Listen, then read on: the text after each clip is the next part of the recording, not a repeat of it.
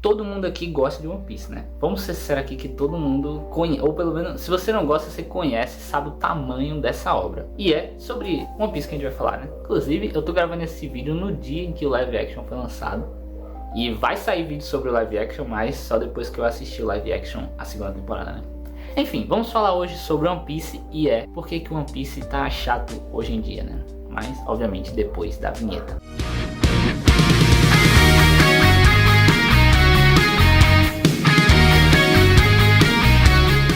Sejam todos muito bem-vindos a mais um vídeo aqui do canal Nathan ZN. E olha, já vai deixando seu like, se inscrevendo aí no canal, porque hoje a gente vai falar por que que One Piece está chato hoje em dia.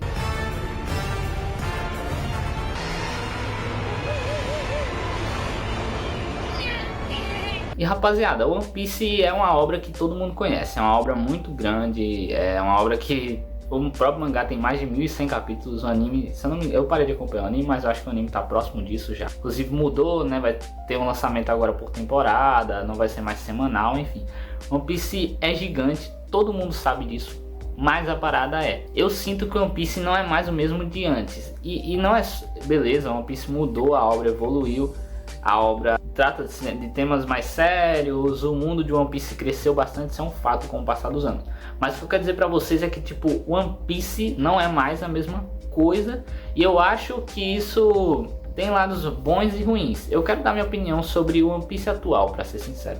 E o primeiro ponto que eu quero trazer aqui pra vocês é o que fazia One Piece ser bom no começo. O início de One Piece ele não é grandioso como hoje em dia, ele era mais simples e isso fazia as coisas se tornarem um pouco mais atraentes e palpáveis para o próprio público. Por exemplo, os arcos iniciais, eu posso citar aqui o arco do Baratie, do Sanji, onde a gente aprende coisas de... como é que eu posso explicar? Coisas mais morais, éticas, que se aprende para um ser humano, sabe? Tipo a coisa do Sanji, eu levo isso pra minha vida, não desperdiçar comida. Ou o arco do Arlong, da Nami. Sempre tem alguém que se importa com você ou com seus problemas. É meio que isso o arco do Arlong. Tem o do Chopper que mesmo que você pense que você é diferente, ou que você pode até ser diferente pros olhos humanos, mas aqui você não é, e você sempre vai ser aceito, sempre vai ter pessoas que vai te aceitar, independente da sua diferença, da sua cor, do seu tamanho, se você é gordo, magro, entende? Do Chopper passa essa visão, aí depois os problemas de One Piece começam a escalonar, né? A gente vai vendo o Alabasta, que aí os problemas já passam de ser esses problemas mais éticos e morais e vira algo mais realmente que envolve política, realmente já vira uma batalha política, já vira um negócio da sede. Aí tem Skype, aqui já é o negócio da cidade, a divisão da cidade, inclusive. Seguindo aqui, a gente também tem o Water 7, que trata também de temas mais sérios. O Water 7 eu não quero muito falar aqui sobre, porque eu vou fazer um vídeo só sobre o Water 7, tá? Tá vindo um novo quadro aí no canal, e ele vai estrear com o Water 7 sendo o arco principal. Esperem um pouco, e cada momento tá passando. Voltando agora para não perder o fio, né? Os arcos do pré-time skip de One Piece tratavam desses temas, algumas vezes políticos, mas não era algo tão grandioso quanto se tornou com o tempo. E dá até para compreender, a obra foi crescendo, a obra foi tendo muito mais personagens e abordando temas mais sérios como escravidão, fome, briga territorial, e não só tipo uma briga territorial como em Alabasta. Hoje em dia as coisas escalonaram, tanto quem tá lendo mangá tá ligado aí que as coisas evoluiu muito. Mas eu queria falar aqui pra vocês, rapaziada, aonde que foi o momento de ruptura, onde eu comecei a chatar One Piece. Pra mim foi um ano.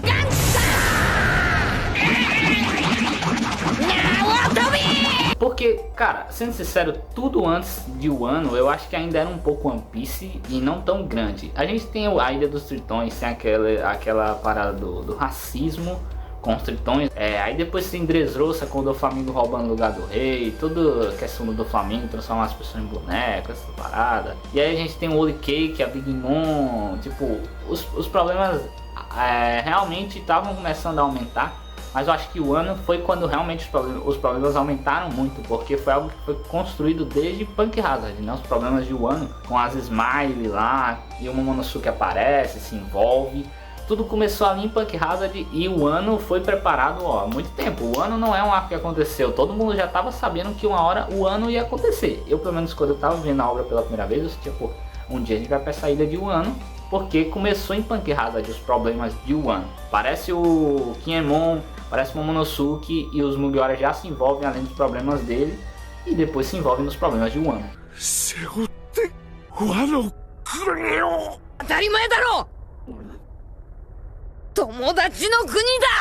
Eu não acho o arco de Wano ruim, tá? O arco de Wano é muito bom e escalona muito os problemas, e eu acho que o próprio Luffy dá uma mudada grande no arco de Wano, porque pela primeira vez o Luffy se envolve no problema, né? Nos outros arcos, ou o Luffy ele dorme quando os Mugiwara estão sabendo dos problemas, ou ele realmente não quer saber. Mas eu sinto que no arco de Wano, o Luffy ele se envolve no problema da Otama, nos problemas das pessoas que estão passando fome, das pessoas que não param de rir com aquelas frutas. Então ele carrega um peso emocional para querer derrotar o Kaido, e tanto pela promessa que ele fez ao Kinemon. Fora que também o arco de Wano tem um passado do Oden, mano, que pra mim é top S passado de One Piece.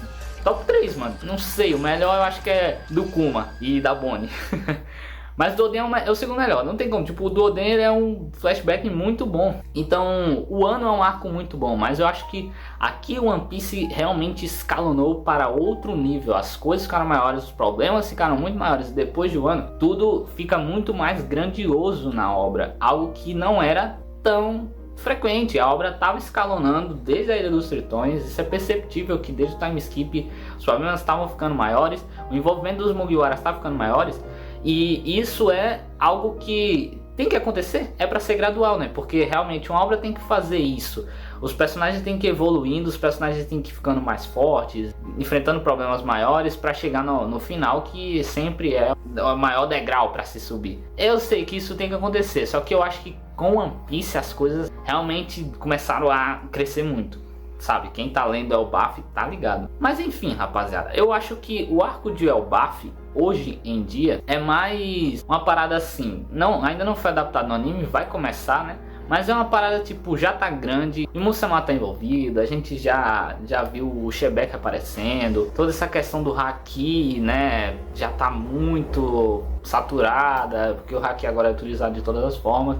E eu queria falar agora sobre outro ponto de One Piece que eu tô achando que realmente, isso aqui realmente é chato. O que eu tô falando aqui dos arcos estarem grandiosos demais, não exatamente é chato, me incomodava em um certo ponto as coisas estarem escalonando, mas você consegue se acostumar. O negócio agora é que eu não gosto mais dos poderes. E uma coisa que eu queria falar é que você tem que deixar o like e se inscrever nesse canal. Pô, na moral, mano, você não vai fazer isso. Me segue no Instagram, bota meu Instagram na tela, por favor, editor. NathanZN_YouTube, por favor, mano. Segue lá, porque você me seguindo, você vai poder encontrar o Instagram do editor, do roteirista e do thumbmaker. Eu quero falar do Gear 5, tá, rapaziada? O Gear 5 apareceu em Wano quando ele tava lutando contra o Kaido. E assim, foi bombástico. Eu não vou dizer que eu não gosto da transformação. Eu acho que é um Deus Ex Machina da obra. É, meio que é, né? Tipo assim, você não adianta ter os defensores. No início eu achei da hora, mas depois eu achei, tá ligado? Pô, Oda, que é isso, do nada, né? Mas beleza, é uma transformação bombástica, ela é da hora, eu achei muito da hora. O Luffy fica muito forte, só que a parada é o Oda colocar o Luffy pra usar essa transformação contra qualquer inimigo, mano. Tipo assim, o Luffy usa essa transformação pra deter uma bola de canhão. Tipo, antes o Luffy detinha uma bola de canhão usando o Gon Gon no Fusen, que ele incha, vira um balão. Hoje ele usa o Gear 5 pra dar soco na bola de canhão. Aí a Bonnie agora tem essa merda aí. Eu não quero nem falar da Bonnie.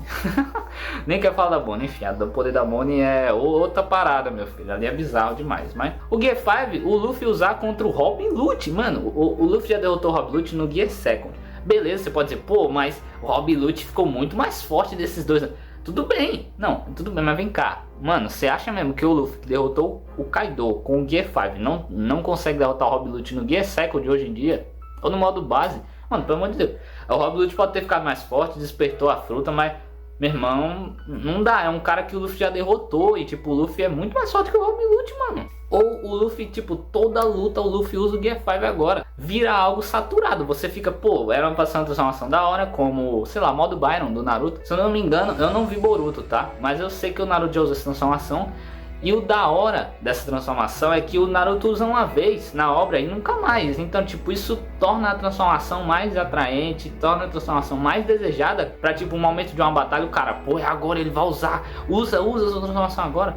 Era tipo o Gear 4 do Luffy. Mano, o Gear 4 era muito da hora, porque o Luffy não usava toda a batalha, porque isso cansava muito ele. Eu sinto que o Gear 5 não desgasta tanto o Luffy. É tipo, é literalmente o Luffy usa até se desgastar e ele come e volta a usar a transformação. O Gear 4 ficava acabado, mano. Ele só usou o Snake Man 2 vezes na obra. Ele usou uma contra o Kaido e uma contra o Katakuri. O Gear 4, o Bounceman, ele usou umas 3 vezes contra o Doflamingo, contra o Katakuri e também contra o Kaido. Mano, 3 vezes. O Gear 5 apareceu, ele já usou umas 5 vezes o Gear 5 desde que ele usou, desde que ele despertou essa transformação. Então eu acho que o Gear 5 tá saturado. Eu não gosto mais de ver o Luffy transformado no Gear 5 hoje. Eu não sinto mais a mesma emoção que eu sentia antes. Sinto saudade do Snake Man e do Bounceman. Espero que volte um dia, né?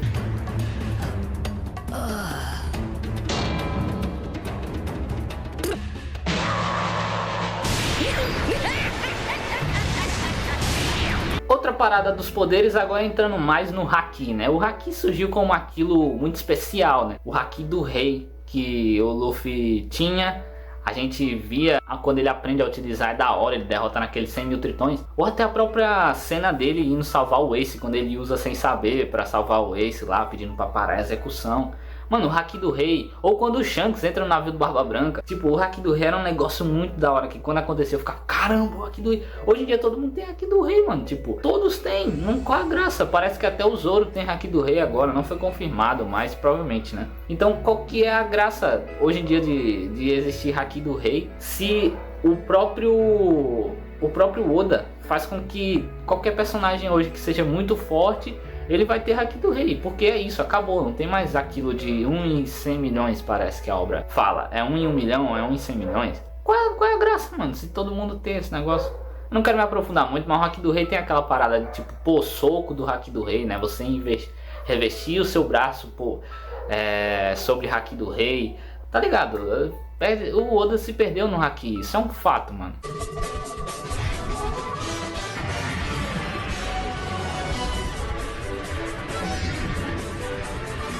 E a última coisa que eu queria falar aqui era sobre os Mugiwaras. Eu acho que isso aqui todo mundo sente, né? Os Mugiwaras viraram a caricatura de si mesmos hoje em dia.